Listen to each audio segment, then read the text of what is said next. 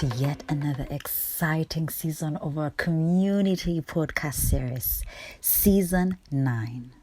This season, we get an opportunity to profile art practitioners in Uganda, Mali, Rwanda, and Cote d'Ivoire. We speak to them about how they have contributed to the growth and well-being of their communities using their talent and skills for philanthropy. Thank you for joining us. So Raul, it's really nice to meet you, and please tell us more about yourself, who you are for the audience that doesn't know you, and what you do.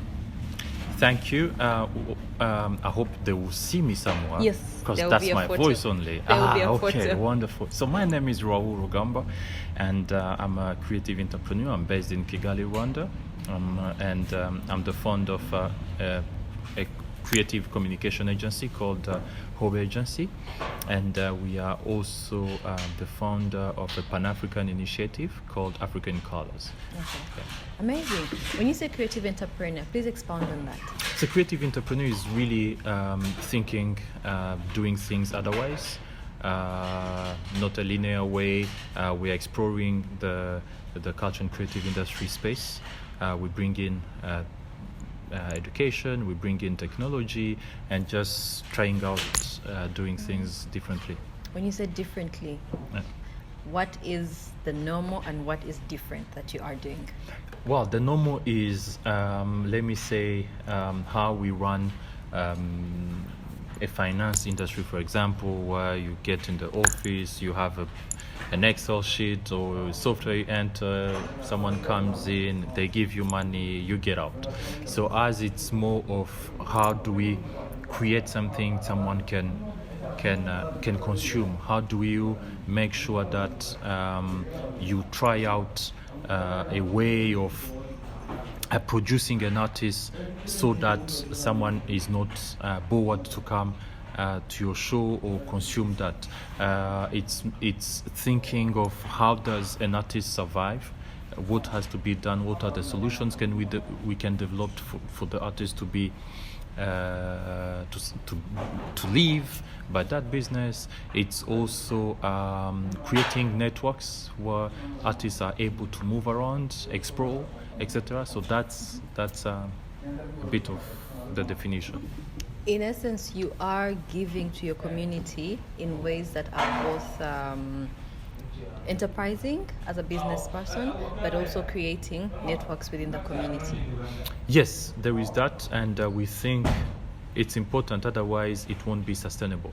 So there is a part of giving back to the community, for example, on our education program, where after training them, which is free, but they also come back and be hired by us or other people, so that it's sustainable and people can come after them as well, right? So that's our approach on that. What motivated you to do that?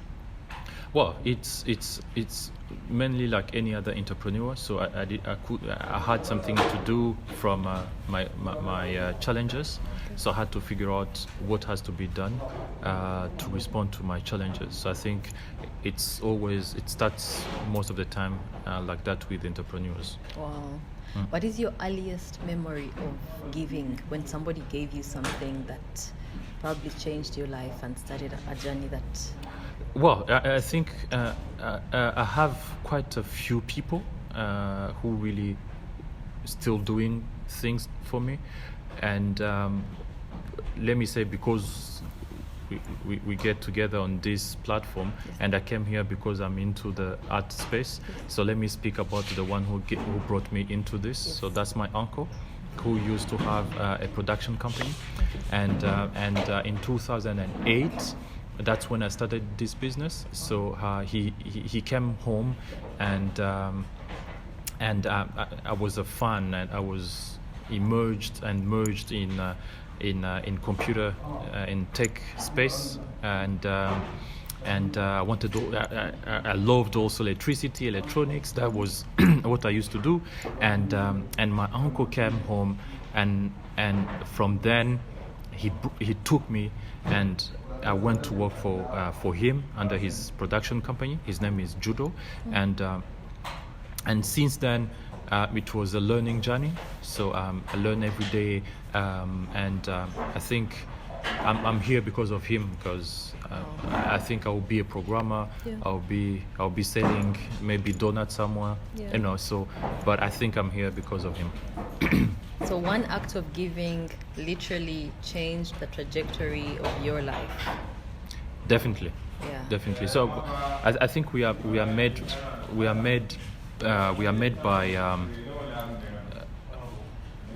how can I say, I'm a person because I've received and I have to give back, so that the full circle is done. Otherwise, I would be on this world for nothing. Absolutely. So I think I'm here for a mission, and that mission is also implies bringing someone else and doing good for someone else. And you incorporate these inbuilt humanity principles in your enterprise? Definitely. So I think it starts from there. Once we lose being human, we lose everything else. I think money comes and goes. True. And there is no enough money. Maybe Elon Musk might say it differently, but I don't have that. And some people got really rich, and some others got poor from being rich. So I think money should be on the second position. The first thing should be being human and playing your role in a community, in a world. That's really amazing. As a creative entrepreneur, where do you see yourself in the next 10 years? Elon Musk, I just said it, so I have to be there. So in the next 10 years, I think we are really working to. I love education. I'm passionate about education. So in the next 10 years, I hope I will have set an important university, school, experiential space, which could accommodate not only Rwandans, East Africans, but Africans, because that's what we are building. That's one of the things we are advocating for. And the second thing is, I think I hope by, and I think I'm 300% it will happen, is what we are building for artists. We really want to see it benefit not the ones we are working with directly today, but something sustainable for anyone who can come in the next 2 years or 3 years. So we're really looking forward to building bridges between countries. We want to see people moving around easily as artists, creators. We want to see, and that's what we are building. We want to see people not struggling anymore in terms of accessing facilities or accessing opportunities or funds. So we really want to see a new culture and creative industry ecosystem. So that's what we are building today, and we want to see it successful on a larger scale on the continent. Absolutely. So the challenges and dynamics around the creative industry and entrepreneurship itself, as a sector and a combination of that, can be quite diverse.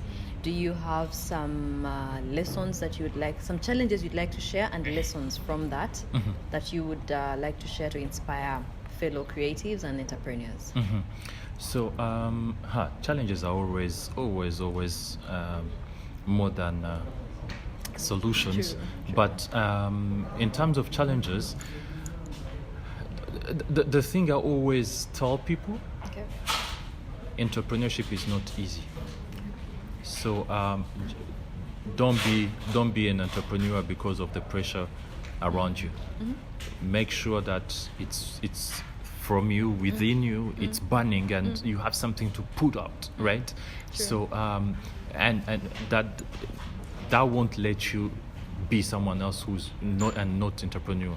But by pressure, by the society, your friend, your wife, or someone is telling you, yes, become an entrepreneur and stuff, and you go to be an entrepreneur, it won't work.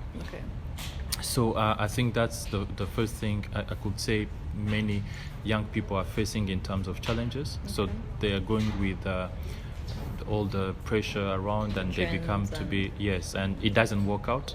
And sometimes it ends up being a mental issue.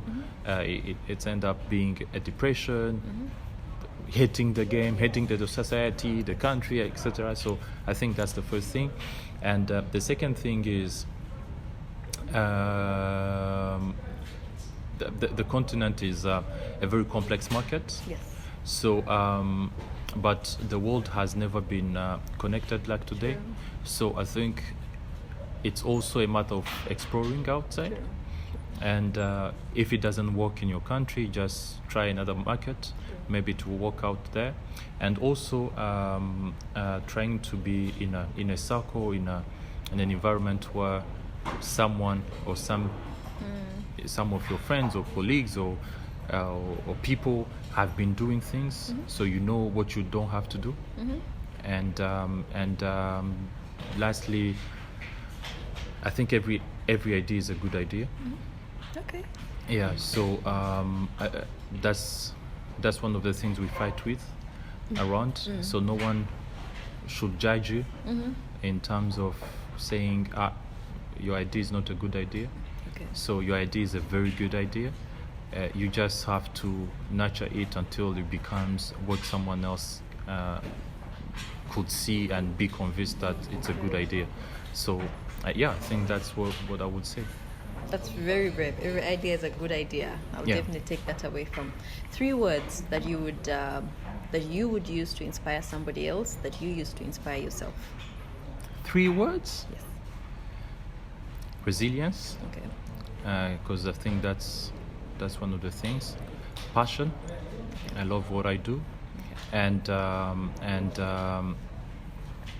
let me say humanity or ubuntu or impact. Yes. Let me combine that in those Yes. 3 things. So as long as what I do is not impactful, Yes. I stop that. I always go with that in mind. And so I think that's about it. Amazing. Yeah, I didn't ask you anything. So We were having a conversation. No, I but it mean- was a one-way conversation, so it has to go both ways. So who are you? What do you do?